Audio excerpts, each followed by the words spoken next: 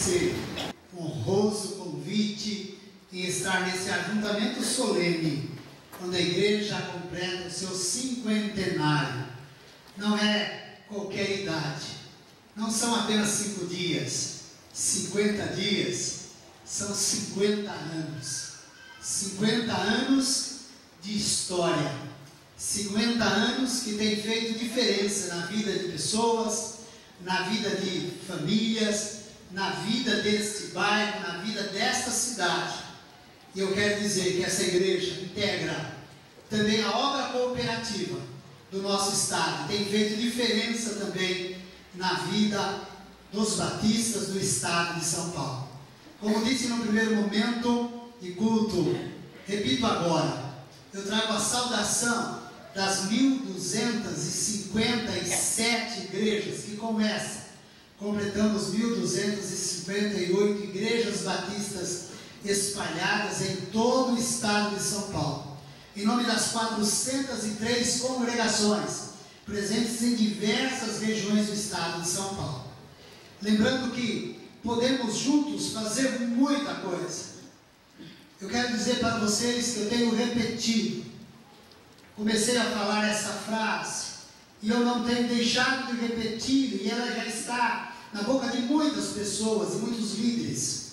São Paulo é o maior campo missionário do Brasil, com os quase 44 milhões de habitantes. São Paulo pede de cada um de nós um esforço, um empenho, um investimento, para que ele saia desse ranking tão triste. São Paulo é o estado mais idólatra do Brasil. É o estado de manifestação de maior sincretismo religioso do Brasil. Todas as filosofias novas, as filosofias orientais, todas elas começam aqui por São Paulo e depois irradia-se para todo o território brasileiro. São Paulo tem sido, portanto, uma terra que tem proliferado muitas doutrinas que não tem nada a ver com a palavra de Deus. E é do nosso papel buscar nossa gente para que conheçam, que eu e você conhecemos a pessoa do nosso Senhor e Salvador Jesus Cristo. Eu quero que os irmãos orem por São Paulo. São Paulo não é de Jesus, e nós precisamos ganhá-lo para Jesus, pois ganhando São Paulo para Jesus, nós vamos ter repercussão em todos os demais estados da unidade da federação. Muita gente escolheu morar em São Paulo, vindo de muitos lugares do Brasil, e se nós nos ganharmos aqui, nós vamos fazer com que, ao visitar suas famílias, essas famílias conheçam Jesus. São Paulo também é o lugar onde se encontra o maior número de etnias, 75 etnias, povos, tribos, vindas das mais diferentes regiões do mundo, escolheram morar em São Paulo. Nos seus lugares de origem, não tem liberdade para ouvir falar de Jesus. Aqui tem. E nós podemos aqui pregar para essas etnias. Quando esses visitarem suas famílias, lá poderão também testemunhar de Jesus. Veja a responsabilidade que nós, os paulistas, temos de fazer diferença para a gente que escolheu morar em São Paulo. Olhe pelo trabalho da convenção. Estou completando o meu ciclo na convenção. Eu gostaria muito de ainda continuar contribuindo, mas passados esses 10 anos, estou com limitações físicas e por recomendação médica tenho que parar. Nesse tempo, eu e minha esposa temos doado o trabalho cooperativo, mas entendemos que chegou o momento de nós pararmos. Até pensávamos que poderíamos chegar até julho, mas não será possível. Por recomendação médica dessa semana, nós estamos agora cumprindo apenas compromissos pontuais e estamos já sem a obrigação de prestar expediente na convenção por afastamento médico. Ore por mim, ore pela minha família. Tenho 3 filhos, tenho 3 netos, meus 3 filhos são casados, minhas 3 noras, E eu peço as orações pela nossa família. Nesse tempo, 10 anos, eu e minha esposa quase não temos estado com os nossos filhos. E nós esperamos voltar a ter um contato com eles, para juntos adorarmos ao Senhor, como eles têm feito, adorando ao Senhor nesse tempo. Eu quero, nesse momento, buscar na palavra de Deus alguns textos que gostaria de compartilhar com a igreja nesta ocasião tão especial que a igreja vive, quando celebra os seus 50 anos de história. Eu não posso deixar de agradecer, pastor Walter, pelo honroso convite de estar aqui num momento tão especial como esse, de André, pelo convite, assim, sendo portador do convite da igreja. Eu quero dizer, irmãos, que eu sou apaixonado pela igreja. Eu amo a igreja do Senhor Jesus Cristo. Tenho pedido para amar cada vez mais a igreja do Senhor. E quando estou diante de uma igreja tão especial como esta, com a história de 50 anos, mostrando para que ela está aqui nesse bairro, vendo-a cumprir com a sua missão, eu fico muito mais agradecido a Deus por Ele ter um dia lembrado de instituir a sua igreja, essa instituição divina. Eu tenho certeza que o Senhor ainda tem muito para fazer. Quero parabenizar todo o corpo pastoral da igreja, todos os queridos pastores, pelo trabalho que tem feito junto ao pastor Walter e sua família. Tenho a alegria de conhecê-lo já há muitos anos e acompanhar o seu ministério e ver como Deus tem usado o irmão, fazendo do irmão instrumento nas mãos dele. Nosso desejo é que o irmão continue sendo bênção, como tem sido, junto a essa igreja, aos pastores dessa igreja e também à nossa conversa. Eu quero pedir primeiro para que os irmãos acompanhem a leitura de um dos salmos bastante conhecidos, Salmo 126, o verso 3, eu quero fazer a leitura dele. E quero fazer ênfase na leitura o tempo de um verbo que se destaca no texto. Sim, o Senhor fez grandes coisas por nós, e por isso estamos alegres. O segundo texto encontramos na carta de Paulo aos Efésios, no capítulo 1, verso 11. Assim temos: nele também fomos feitos heranças, predestinados conforme o propósito daquele que faz todas as coisas, segundo o desígnio da sua bondade, ou vontade, melhor dizendo. O terceiro verso, texto de Josué, o capítulo 3, o verso é o verso 5.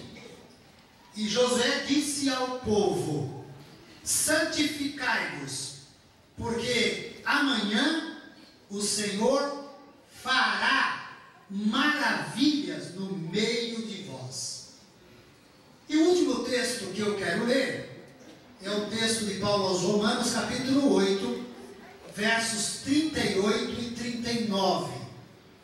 Assim nós temos: pois tenho certeza de que nem morte, nem vida, nem anjos, nem autoridades celestiais, nem coisas do presente, nem o futuro, nem poderes, nem altura, nem profundidade, nem qualquer outra criatura poderá nos separar do amor de Deus que está em Cristo Jesus, nosso Senhor.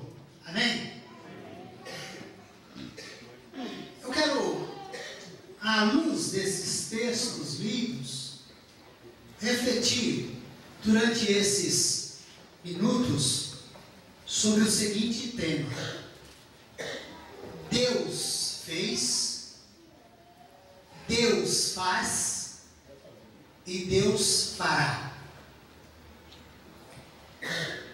O tema, como construído, trabalha com Deus, o Criador de todas as coisas, o Deus que se revela na Bíblia como eterno.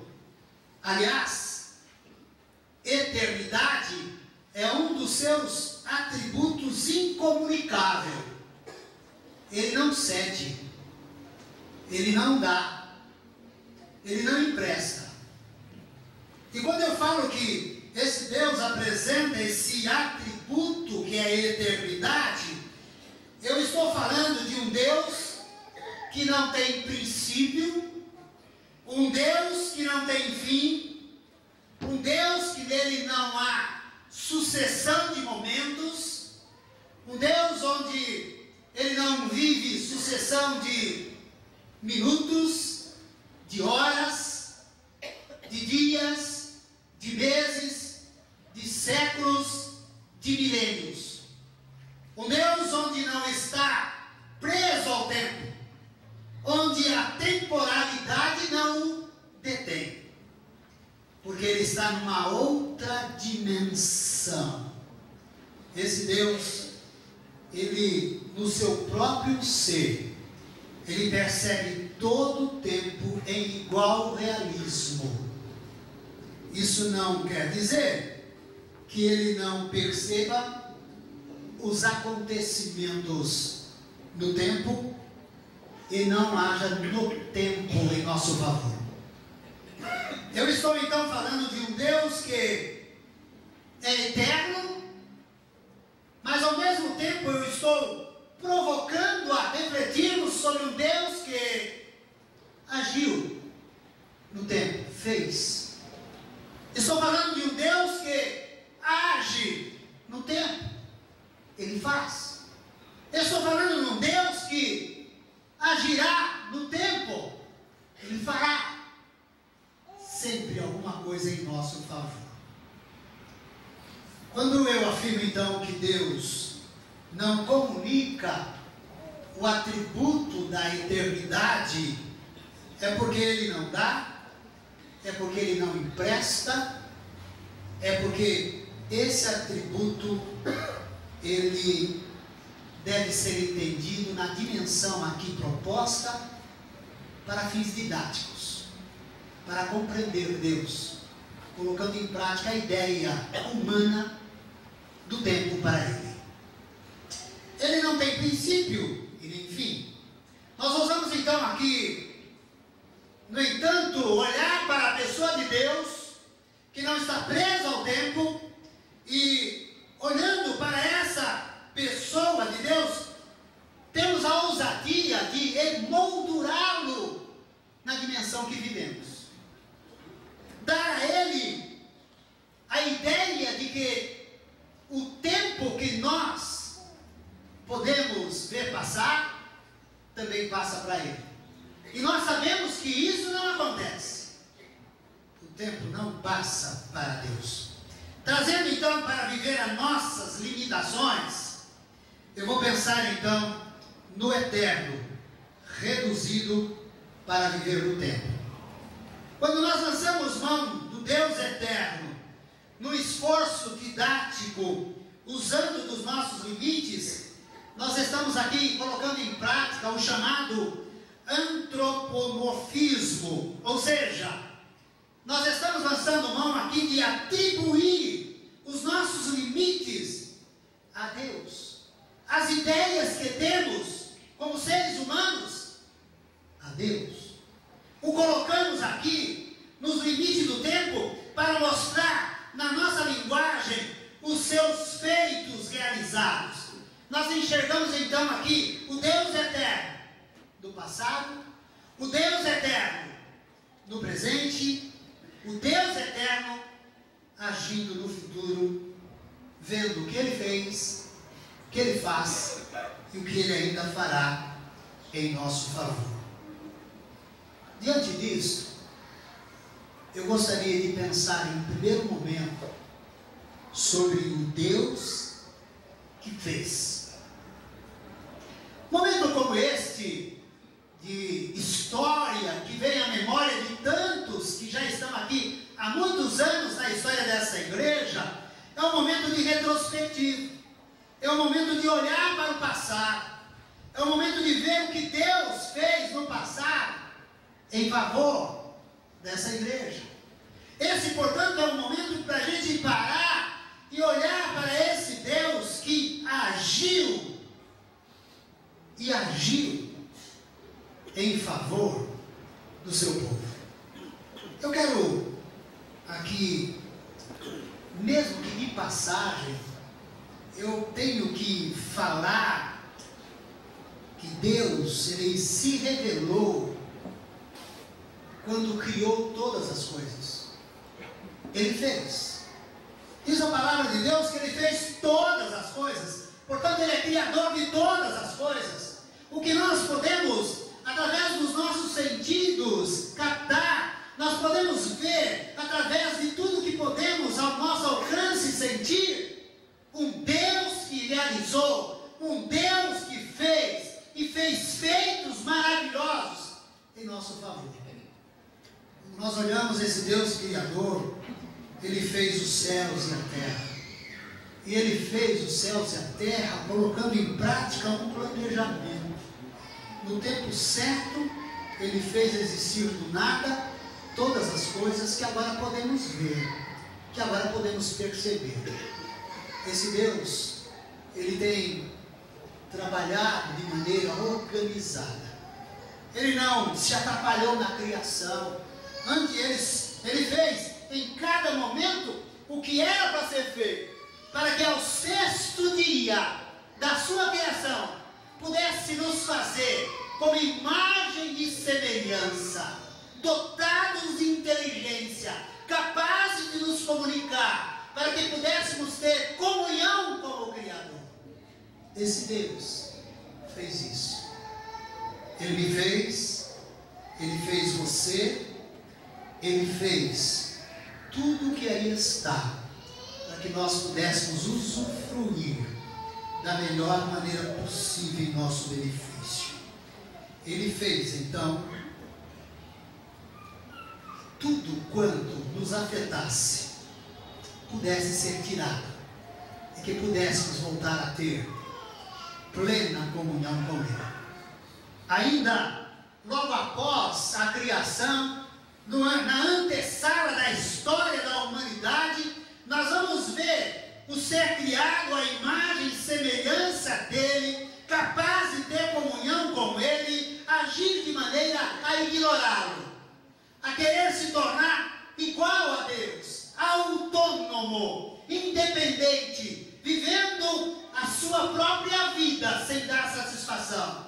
E nisso o ser humano caiu da graça.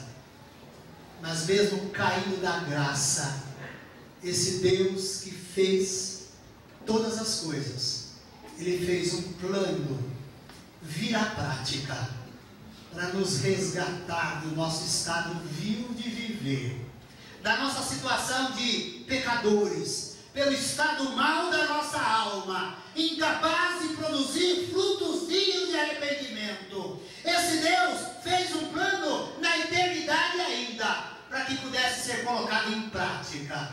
E esse plano veio se concretizar na pessoa bendita do Filho de Deus, o nosso amado Jesus Cristo, que veio buscar e salvar o que se havia perdido. Entre esses perdidos eu me encontrava, e muitos aqui se encontraram. Esse é o Deus que fez. Esse é o Deus que agiu em nosso favor. Esse é Deus que está preocupado com a sua criação. Esse Deus, Ele é um Deus que se apresenta dentro da linha filosófica e teológica do teísmo. É um Deus que criou todas as coisas, continua preocupado com a sua criação e de maneira muito especial continua preocupado com a coroa da criação, que é o homem e a mulher criado à sua imagem e semelhança, convidando esse para que pudesse novamente ter comunhão com Ele, aceitando o plano eterno de Deus, a salvação. Eu poderia colocar tantas outras coisas sobre o que Deus fez, mas eu quero aqui destacar: foi Deus que fez a sua igreja. Ah, queridos, se há algo tremendamente especial feito por Deus, foi a sua igreja. A igreja, ela saiu da mente de Deus. Nós podemos então aqui repetir o Salmo 126:3, mesmo sendo uma passagem do Velho Testamento, onde a igreja ainda não estava presente no cenário da humanidade, e nós podemos com clareza dizer: grandes coisas fez o Senhor por nós, e por isso estamos alegres. Ah, queridos, a igreja foi um feito tremendo. A igreja não se trata de um fenômeno sociológico. A igreja não foi um invento de um homem ou de uma mulher capaz que, olhando para o cenário da sociedade, enxergou que caberia uma instituição que viria chamá-la de igreja. Não! Homem nenhum saiu da mente de Deus. Foi Deus quem criou essa igreja. Essa igreja lavada pelo sangue precioso de Jesus. Essa igreja, a menina dos olhos de Jesus. Essa igreja, que é aquela que precisa se apresentar sem mancha, sem mácula, para o grande dia, o dia da festa do Cordeiro. Queridos, foi Deus quem fez a igreja. E eu aqui quero a permissão de vocês para lançar mão de um instrumento que todos os carros têm, o retrovisor. Aquele acessório que, como principal função, é mostrar o que atrás fica.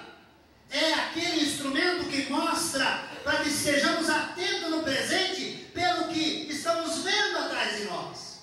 Esse instrumento chamado retrovisor, eu empresto ele nesse momento para mostrar a história que o passado revela, e olhando para trás nós podemos ver Deus fundando a sua igreja.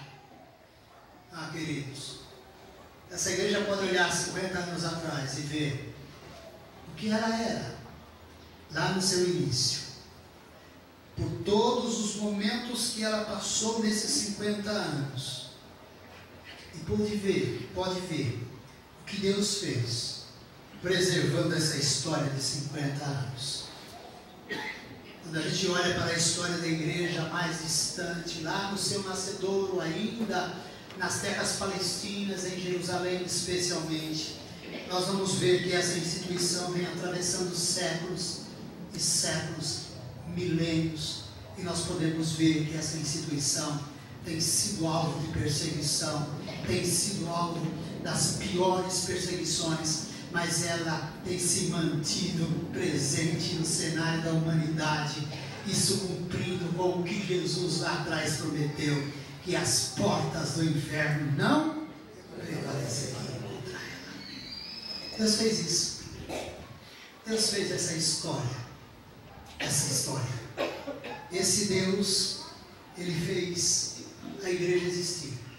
Foi Jesus quem em Mateus 16:18 declarou, e o evangelista Mateus escreveu: digo-te ainda que tu és Pedro, e sobre essa pedra edificarei a minha igreja, e as portas do inferno não prevalecerão contra ela.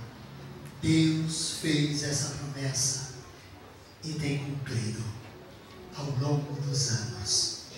Ah, queridos, essa passagem surgiu num momento de enquete realizada por Jesus. Jesus, ele quer saber dos seus discípulos: quem dizem os homens que eu sou? Os discípulos, seus apóstolos, vão dizendo um após o outro. Alguns dizem que tu és Elias, outros dizem que tu és Jeremias, outros dizem que tu és um dos profetas que passaram por aqui. E nesse momento, Jesus vai e se dirige ao seu corpo apostolar e diz: e vós, quem dizeis que eu sou? E Pedro, saindo na frente, como sempre fez, respondeu: tu és o Cristo, o Filho de Deus.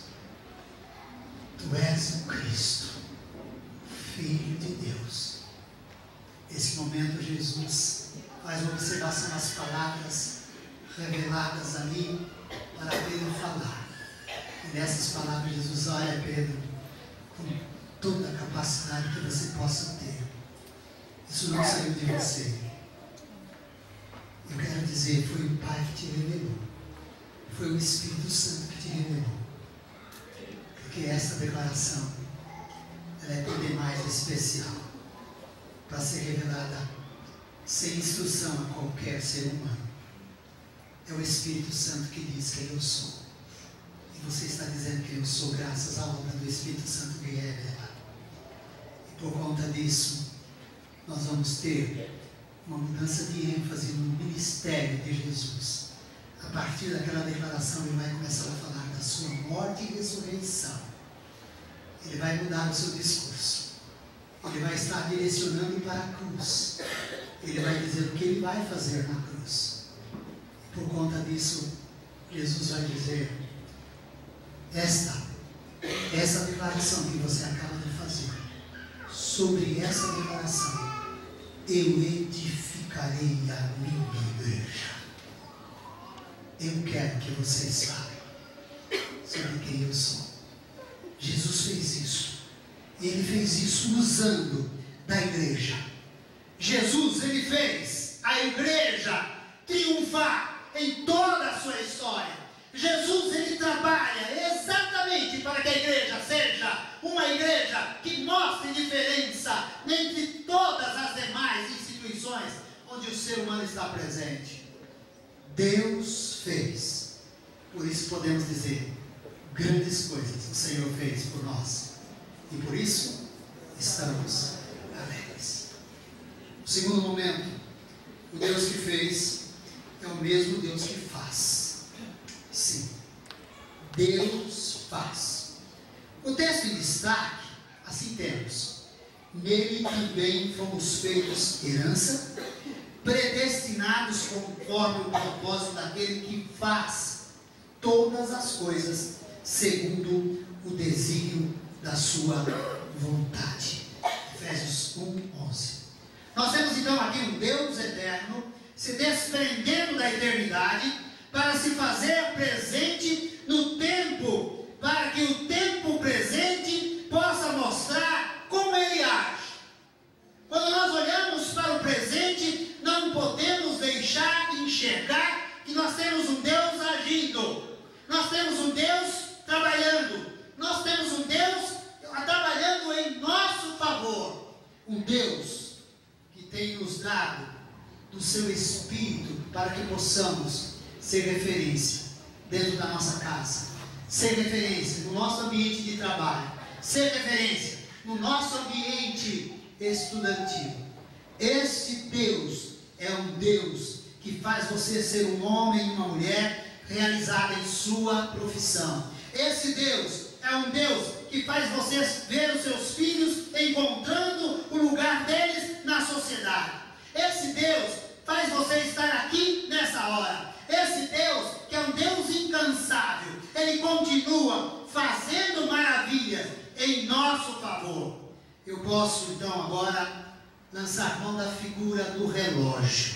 Sim, quando eu falei sobre o passado, eu falei sobre o retrovisor. Agora eu quero falar sobre o relógio. Esse instrumento que como principal função é mostrar a hora do momento, o tempo do momento. Preocupação nossa, que faz de forma recorrente saber o agora, o presente. Quem já não pediu para alguém, utilizando da seguinte frase: que horas são? Quer saber o momento que está vivendo? Que horas que você tem agora? São perguntas recorrentes. E lá está o relógio. O relógio para indicar o momento. Com ele em mãos podemos ver o que agora Deus está fazendo no tempo presente. Você pode agora olhar para o seu relógio e você pode, por analogia, dizer: o que é que Deus está fazendo em meu favor agora? Por que eu estou nesse lugar agora? Qual é a razão de eu estar nesse culto de celebração de 50 anos? Por que eu estou vivendo esse momento agora?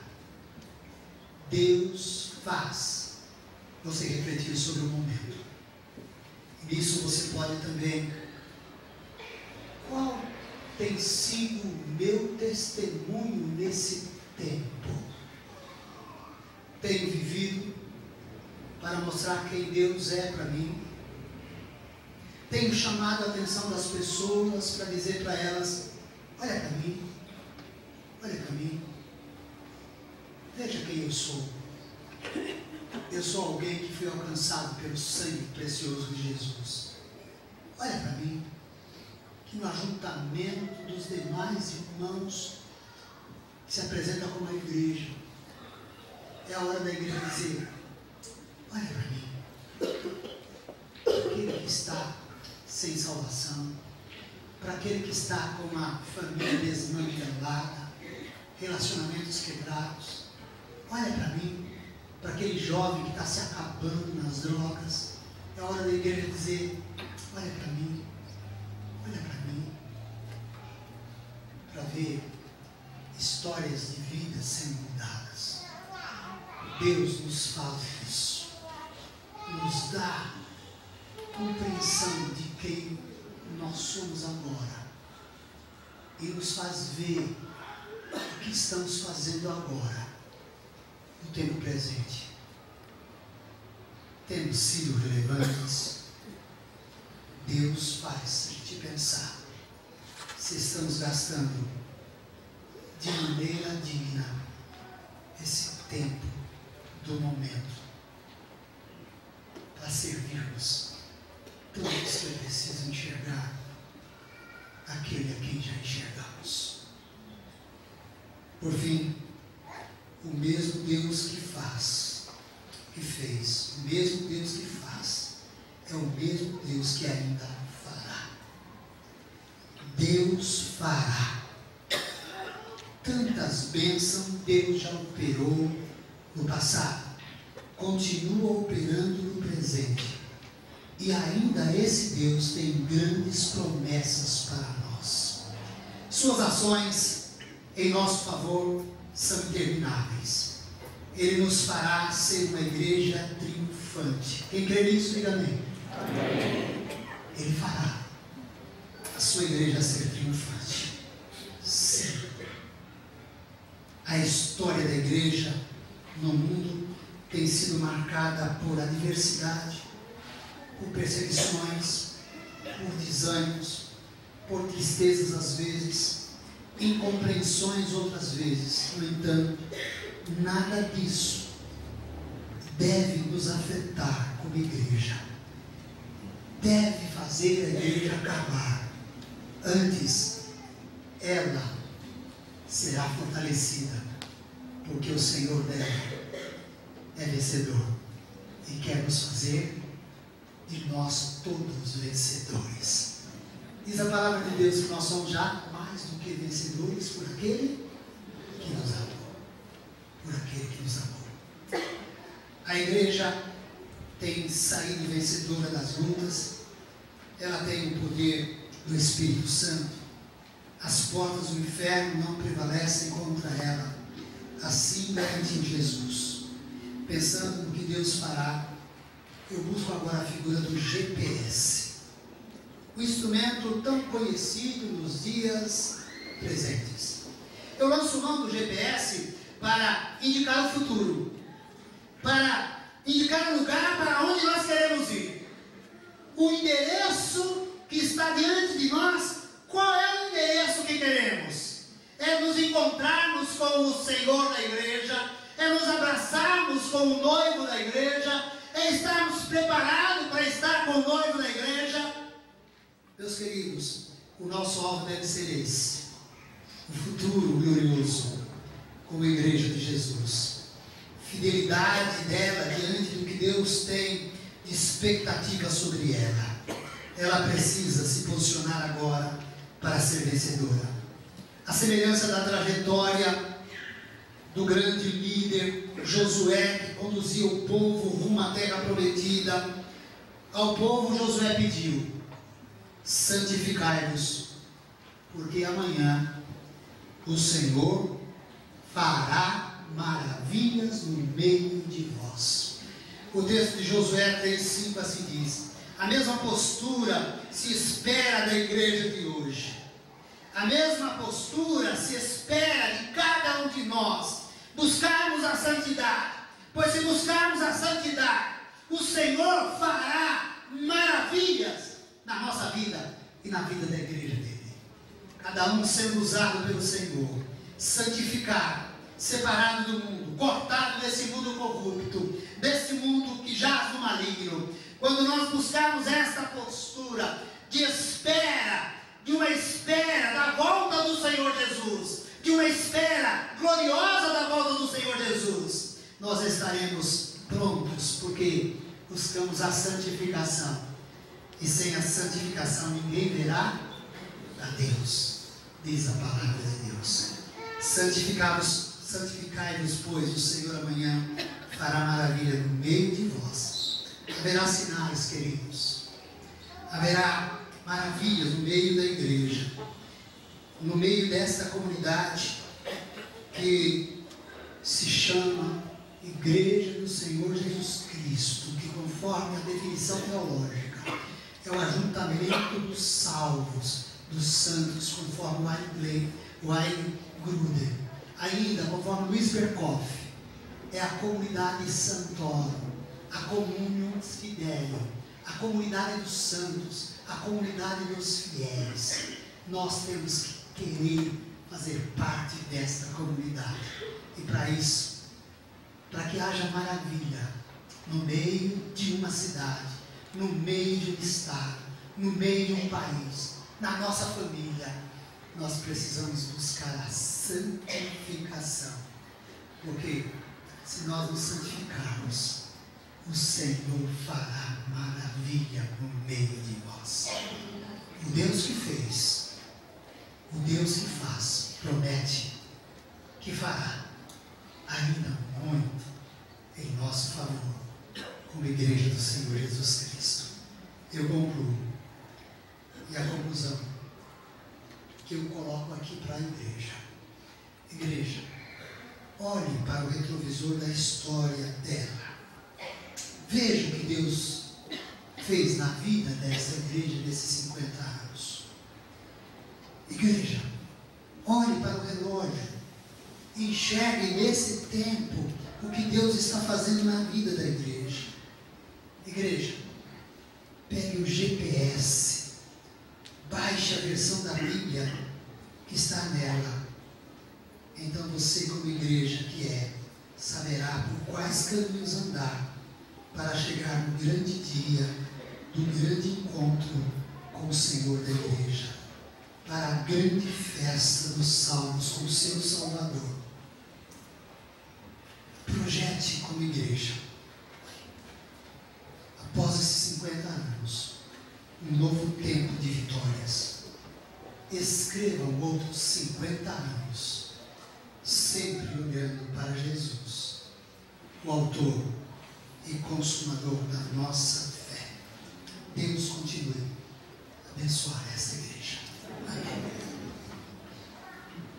Nesta oportunidade também, convidar a irmã Alzira para vir à frente e o irmão Ovanir. Quero convidar também a irmã Irene, por favor, que possa vir à frente, pedir para a irmã Lourdes ajudar a descer. A irmã Alzira estava enferma e ela quer agradecer a Deus. Eu vou falando, ela vindo à frente, e nós queremos agradecer a Deus. Ela quer agradecer a Deus pelo milagre que Deus fez na vida dela, de ela estar em pé, podendo andar, se alimentar. Foi um milagre que Deus fez. Ela quer agradecer a todos que oraram por ela, a todos que a visitaram no hospital, que visitaram em casa.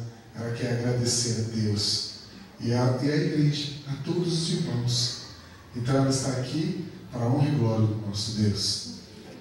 E nós queremos louvar a Deus por isso. E eu quero nesta oportunidade também, convidando esses irmãos aqui. A Irene está na igreja há quantos anos? Quase a idade dele. Quase 43 anos. Mãozinha e Giovanni, quanto tempo? 42 anos estão na igreja. Jovens ainda. Eu quero convidar então para vir à frente Pastor Walter e a irmã Rose. E quero convidar os netos que venham também. Vinícius, Ellen. Pastor Walter está completando em nossa igreja, dos 50 anos que a igreja está completando, ele está completando 45 anos que ele está servindo ao Senhor nesta igreja. Ele e a irmã Rose. Então eu quero convidar a irmã Teresa que pudesse vir aqui para passar nas mãos da irmã Irene esta flor, para entregar para a irmã Rose. É um presente da igreja à irmã Rose, por esses anos de dedicação ao Senhor, servindo ao Senhor.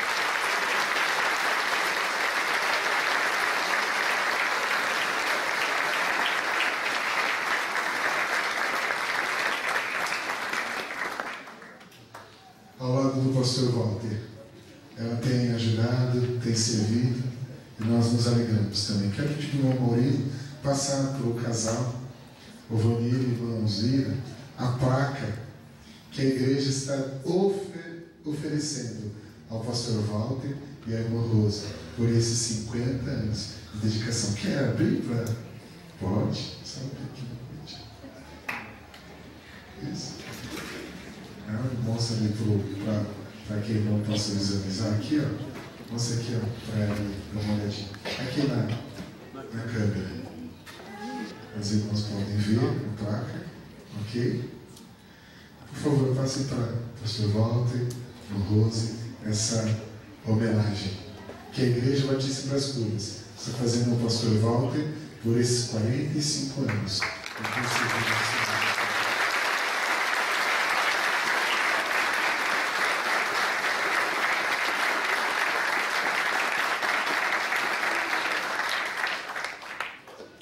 Quero pedir então para que o pastor James pudesse orar, agradecendo a Deus pela vida do pastor Walter neste momento. Queremos agradecer a Deus.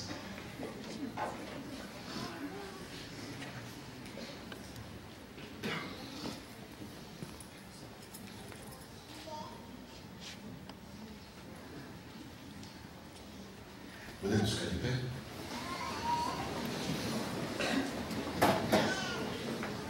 Senhor, nós te agradecemos porque os anjos gostariam de fazer o trabalho que o Senhor nos deu.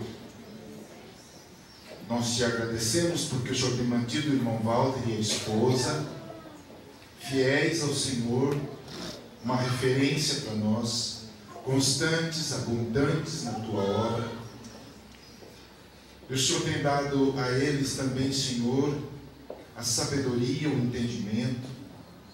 E o Senhor nos tem mantido durante esses 45 anos no meio das alegrias, das tristezas, das decepções. Como vimos hoje pela manhã, o Senhor nos exercitou na paciência. E por isso chegaram até aqui juntos. E por isso observamos o que o Senhor fez. Observamos o que o Senhor está fazendo hoje. E sabemos que o Senhor continuará operando no coração de cada um de nós, para que continuemos fiéis ao Senhor. E juntos vivamos de modo digno do Senhor. Muito obrigado mais uma vez por esse casal que prova que o Senhor é capaz de pegar pessoas frágeis, pessoas com dons, com limitações e torná-las uma referência espiritual. Porque é o Senhor quem faz isso. E te agradecemos por Cristo Jesus, o autor e consumador da fé, que está não só no coração do Walter e da Rose, mas no coração de cada um dos que amam o Senhor, até mesmo na sua segunda vinda, para a honra e glória, exclusivamente do Senhor. Amém.